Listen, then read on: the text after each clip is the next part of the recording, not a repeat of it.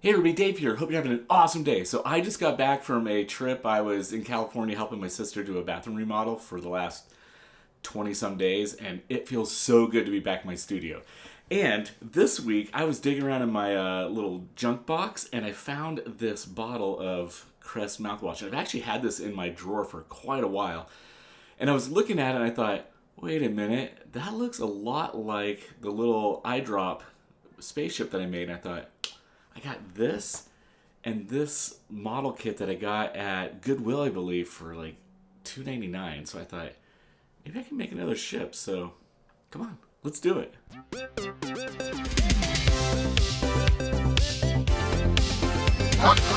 Boys. All right, here is the mouthwash bottle, and here is that model kit that I was talking about. Got this thing for a steal, and it's got some great parts in it. So first things first, I need to get this sticker off of this little bottle here, and it leaves a lot of sticky goo, so I'm going to use some Goo Gone. I love this stuff. It's great. You just squirt a couple little squirts on there. I smear it around with my finger, let it sit for about 30 seconds, wipe it down. I took it into the bathroom, rinsed off the bottle, and I think that's going to work perfect. Now for the model kit itself, I think I'm going to utilize the wings, maybe the propeller, and the cockpit. So just snipping these out and getting that ready to go. I'm going to use this Tamiya thin set glue, and this is really great. You just kind of dab it on there, and it actually melts these two plastics together. And you can kind of just brush it, and it wicks right in. And so you don't really have to gunk around with that plastic cement or, the model cement that we used to use when we were kids. That stuff was a mess. So I'm getting this all lined up and built. And the reason I'm building it is so I can actually deconstruct it. So I'm going to take my model snips and kind of break this apart. Essentially what I'm trying to do is get these wings separated from the center portion. So I got the wings all cleaned off. That looks great. And I built the little propeller and then the little cockpit. Now this cockpit is really cool. It is a little bit tiny, so that's going to give me some troubles in the near future, but I'm just kind of aligning it up and seeing where I want it to be, and I got to figure out how to cut this thing. So what I did was I drew some lines, and then I totally got sidetracked. I was like, ooh, I want to cut this back end off here. So I got my hobby saw out, and I'm just going to cut the neck of this bottle off.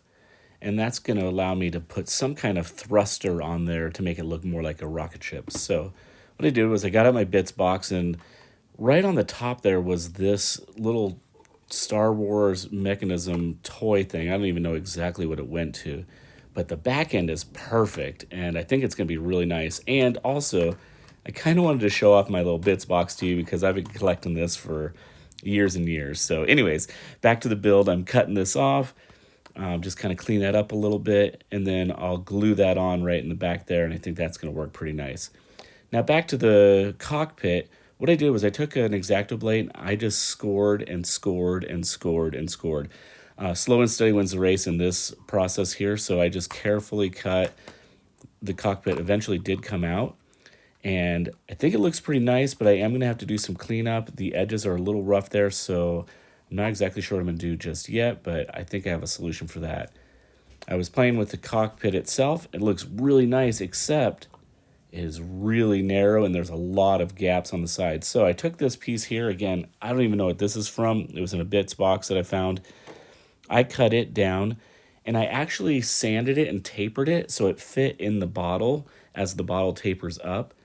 And I think this will be a nice base to hold the cockpit.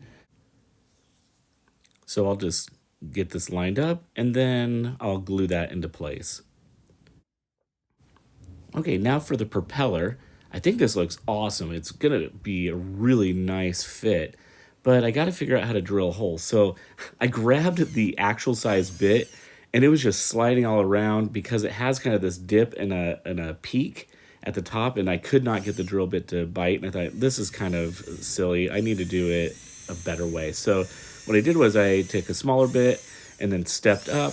And then I kind of went a little too big there, and it just grabbed and ripped out of my hand, so be super careful. Then I got the right size bit and slowly drilled, and now I've got a good size hole. It fits perfect. I'll be able to glue that in. And I'm scraping off some of the expiration marks, and I should have done it on the front. There's a little recycle piece you'll see at the very end that I kind of missed, but That happens sometimes. So anyways, I'm sanding down the entire body. And this is mainly so I can glue the wings on and paint will stick better to it. And I'm not really concerned about the scuffs and scratches because it's an old airplane.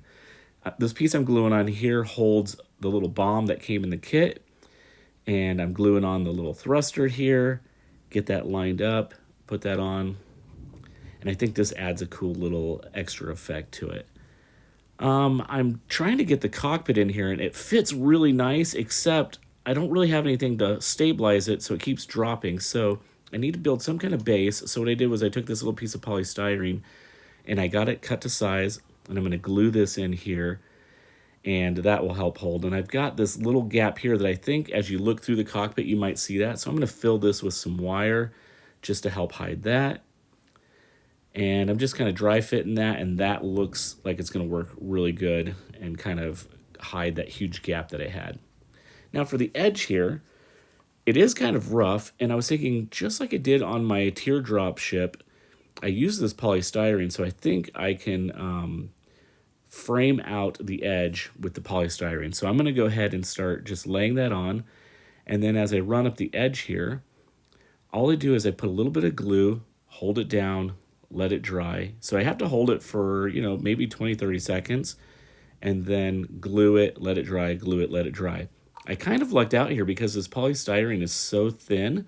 I was actually able to bend and curve it around the edge without having to slice it into multiple pieces. So this works out pretty nice for me. So I'm kind of in the home stretch here doing the last bit of gluing. I'll bend that polystyrene down, hold it in place, let it dry. So I think that's going to turn out pretty nice. Now to clean up the excess, all I do is take a blade, just put a little pressure on it, and it cuts that piece right off. Then I took a little fine sanding stick and just kind of sanded around the edges. And what this did was it gave a really nice finished frame. And it allows the cockpit to sit there, and it doesn't look like just two cut out pieces of plastic. I am going to need to build a little support to help hold that cockpit because it is kind of falling through. Now for the wings, I actually took them on my belt sander in my garage, and I put it at a 15-degree angle so the wings will actually kind of dip down just a little bit. And I feel like this will give it a little bit of a cartoony or like Miyazaki kind of feel to it. So that's the first wing glued on. And here we go. I got the back fins. You notice I did a 15-degree angle up, front wings 15-degree angle down. I put a little back support fin on it. Then I just started gluing some greeblies on, and I thought, it might be kind of fun to run a wire from the back fin to that little piece there. So I'm going to see if I can do something there, but you can see I've added some little hatches, just some little pieces, and this really just breaks up the surface of the craft itself and adds some interest. I've got these little beads here. I got them at Joann's Fabric for 59 cents on clearance. I peeled the sticker off with the name, so I don't know what the brand was, but all I do is I just dab them in a little bit of super glue, put them on, and I'll tell you, these look odd right now, but once it's painted out, it all ties together and it doesn't look so odd.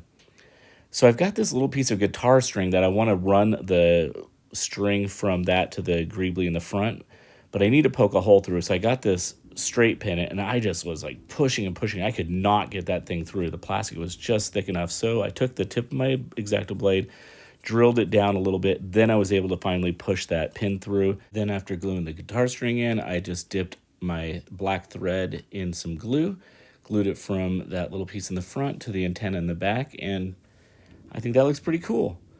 All right, so here it is. I think it is ready to prime and paint. I'm going to prime it with a Rust-Oleum gray, and then I have this green spray paint. It's a Rust-Oleum, and it's called Oregano. So here's the Oregano color. So this gives kind of a cool military green look, and then I painted the cockpit a tan color just to offset it. I like to scuff up the paint a little bit. I'll recoat it after I scuff it up. Then we'll put a wash on this thing. I'm going to paint these hoses red. That'll just give a little bit of interest as you look into the cockpit. The pilot himself, I just got some cheapy craft paint, flesh color, painting the face on there. And I did a little bit of extra detailing on the harness and stuff like that. Gluing the cockpit in, I've got that little support, so this makes it really easy to do. Put glue as far back as I could. And Then I'm going to go ahead and do an oil wash over the entire cockpit. And this gives a really nice kind of grunged out dimension to it. The cool thing about this model kit is it came with its own decals, so I'm going to just apply the decals that came with the aircraft itself. And they look great. They're a little too clean right now for me. So what I'm going to do is I'm going to take a little X-Acto knife and kind of scratch through it and scuff up those pieces just a little bit. Take some silver paint and just hit the rivets just right on the tip of them, just so it looks like it's got some wear on the paint. And then I like to take silver and just kind of run it down the edges. Again, it gives it a little bit more wear. A little bit of silver on the thruster there. I'll paint the blades of the propeller, and then I'm going to add this grime as though oil is kind of spilling over the nose cone there. Paint the tip of the nose cone here red, and for sake of time, because I've been out of town, I don't have a lot of time to do a whole diorama, so I'm just painting the base black. I am going to hit just a little bit of Vallejo rust here and there. I don't want to rust this one out too much, but just in certain areas I'll do that. I'm going to drill a hole in this thing, make a little base with this polystyrene, and we're going to call this one done. All right, this turned out super cool, and it really didn't give me a lot of problems. It just kind of came together.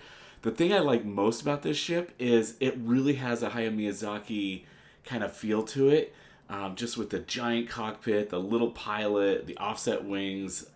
I don't know, I think it turned out really cool, and I'm pleased with it. So let's do some turnaround shots of this thing, and as always, it's a great day to be a toy nerd. Have a great one.